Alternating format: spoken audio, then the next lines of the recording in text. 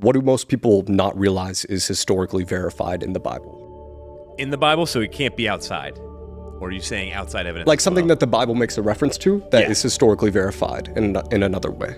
Yeah. Oh gosh, well, Jesus' existence. 98.9% of historical scholars nationwide, at the university level that we talk with, all believe that Jesus was absolutely a historical figure. Yeah, actually, if you don't believe that, you're considered a little just out to lunch mentally. So that was verified through those 25 Roman emperors, as well as Jewish historians like the Josephus and the Tacitus. That was just a home run. That was obvious. It wasn't just the sympathizers who were writing about Jesus who agreed with everything he taught. That, gospel writers that were the ones who just proved Jesus' existence. The resurrection.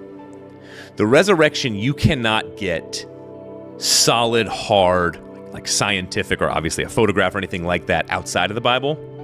But there's so many sources within the Gospels, and every single source you can consider a book in and of itself. See, it's not just the Bible tells me that Jesus rose from the dead. No, there's many books, which are many sources that talk about the evidence for him being risen from the dead.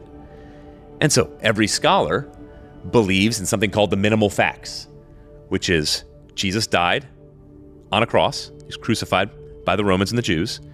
Secondly, that he was buried in a well-known tomb of Joseph of Arimathea.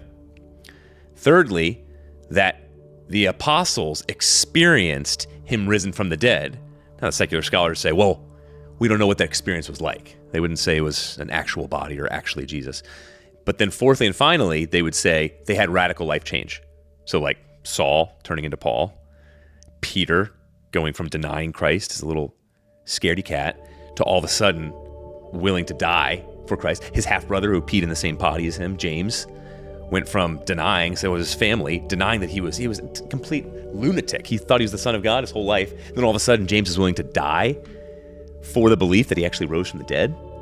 So all scholars, historians, Christian or non, believe in the minimal facts. But for us, we would go beyond that to say, okay, here's even more evidence for why we believe he truly rose from the dead.